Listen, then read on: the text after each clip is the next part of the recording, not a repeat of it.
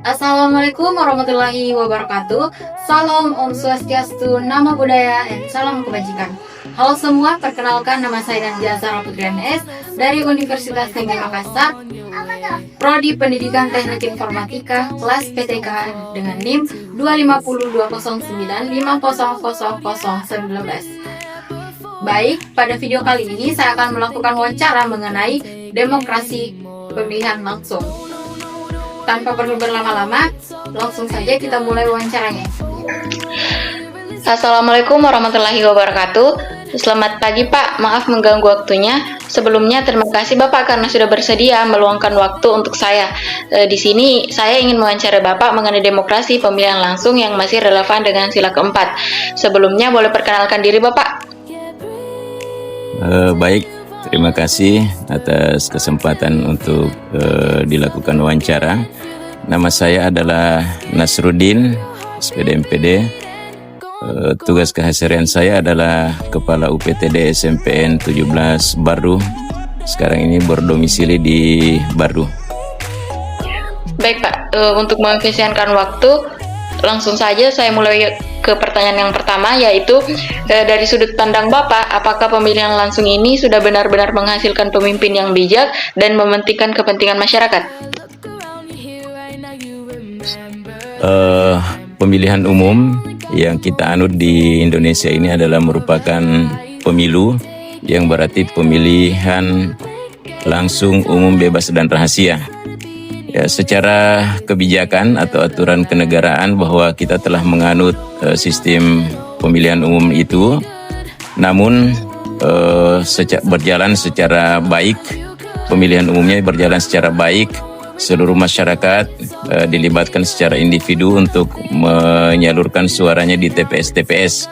Ya, itu berarti kebijakan ini telah memberikan satu ruang untuk melakukan pemilihan terhadap pemimpin negaranya atau presiden kalau misalnya presiden, bupati kalau bupati, kepala daerah kalau kepala daerah.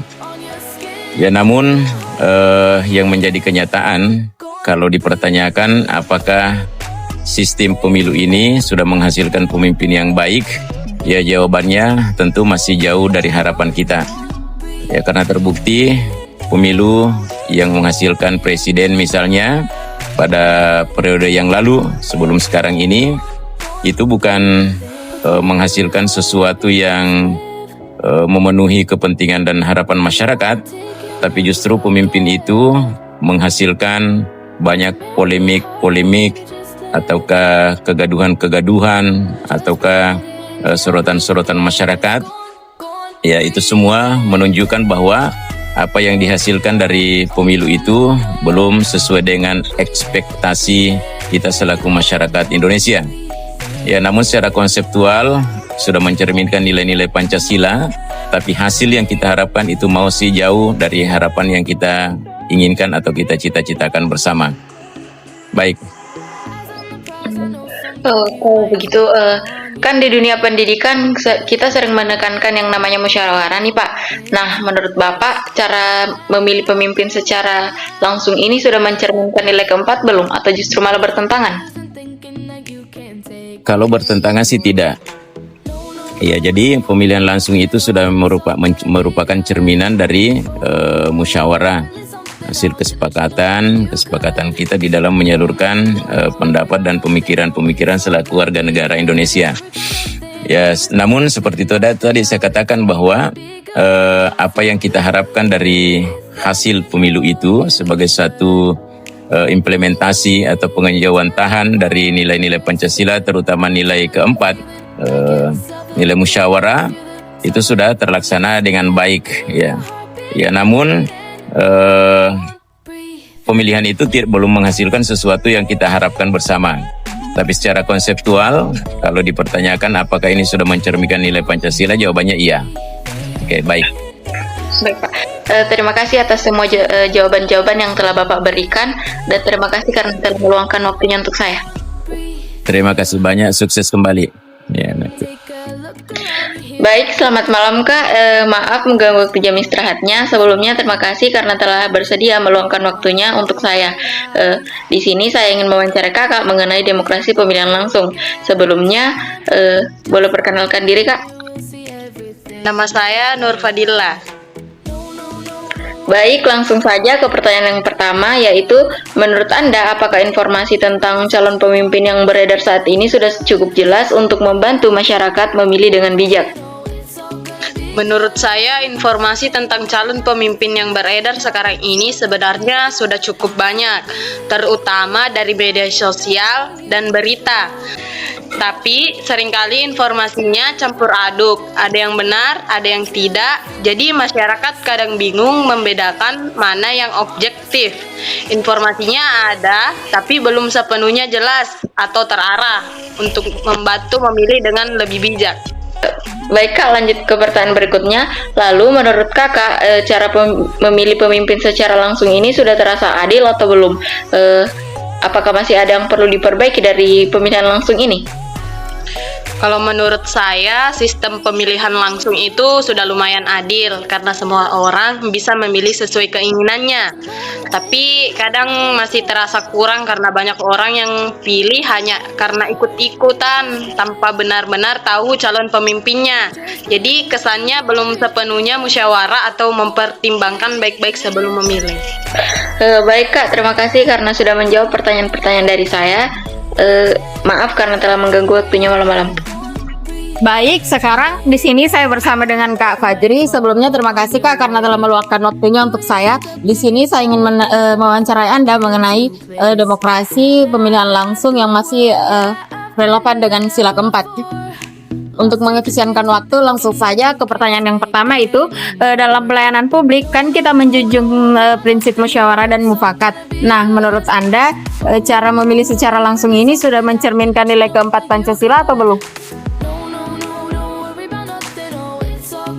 Kalau menurut saya sudah sesuai, karena intinya kan masyarakat Indonesia itu tidak bisa berkumpul secara langsung. Jadi pemilihan langsung itu salah satu cara yang sah untuk memilih presiden. Adapun musyawarah itu kan terjadi banyak sebelum pemilihan presiden. Contohnya penyampaian visi misi, ada debat presiden, ada kampanye. Itu kan semua proses musyawarah. Jadi sudah sesuai dengan sila keempat Pancasila. Baik Kak, lanjut ke pertanyaan kedua. Menurut pandangan Kakak, apakah pemilihan langsung benar-benar menghasilkan pemimpin yang bijak dan berpihak pada masyarakat? Tergantung, kalau calon presidennya jujur dan kompeten bisa jadi. Dan yang kedua, masyarakatnya itu tergantung juga bagaimana cara memilihnya, harus pintar-pintar memilih, bukan hanya dari kalau ada serangan fajar baru dipilih. Harus memilih harus memilih sesuai dengan program-programnya, harus memilih sesuai rekam jejaknya gitu. Jadi ya bisa jadi benar-benar menghasilkan pemimpin yang berpihak pada masyarakat. Baik Kak, terima kasih karena telah menjawab pertanyaan-pertanyaan dari saya. Itu saja. Baik, selanjutnya di sini saya bersama dengan Kak Muhlas. Sebelumnya Kak Muhlas, terima kasih karena sudah bersedia meluangkan waktunya untuk saya. Di sini saya ingin mewawancarai Anda mengenai demokrasi pemilihan langsung yang masih relevan dengan Pancasila. Untuk mengefisienkan waktu, langsung saja ke pertanyaan pertama, yaitu menurut Kakak sebagai mahasiswa, apakah pemilihan langsung sekarang sudah sesuai dengan nilai-nilai musyawarah yang diajarkan Pancasila? Baik, terima kasih kesempatannya sebelumnya. Kalau saya memandang sebagai mahasiswa, pemilihan langsung itu memang memberikan feedback atau memberikan ruang partisipasi kepada rakyat yang secara bagus.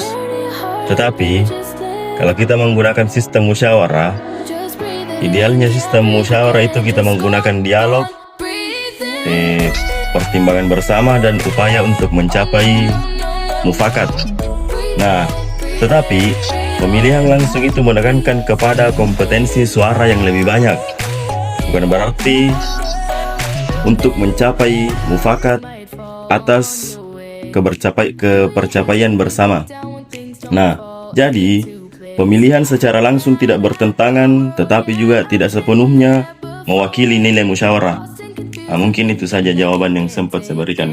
Lalu ke pertanyaan kedua Kak, apakah pemilihan langsung ini sudah benar-benar mampu menghasilkan pemimpin yang benar, yang dan bijak dan bertanggung jawab?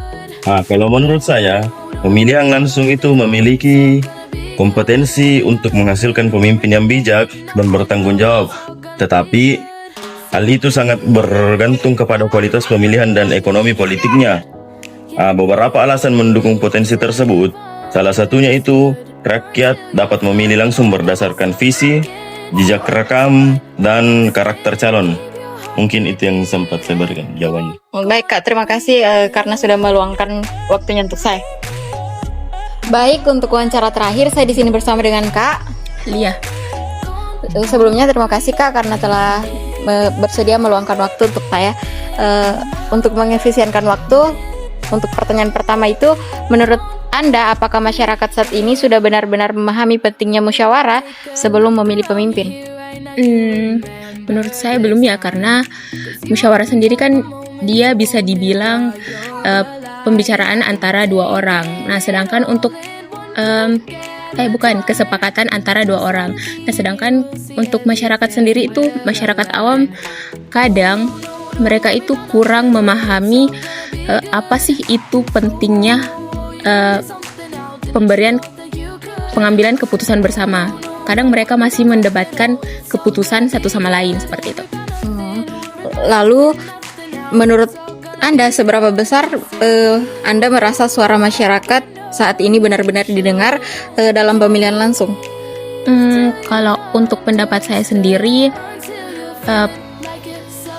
suara masyarakat itu masih kurang didengarkan ya, karena ya bisa dilihat dari pemilihan baik itu DPR ataupun MPR, kadang ya bahasa kasarnya pakai uang lah, mereka itu disogok pakai uang, betul.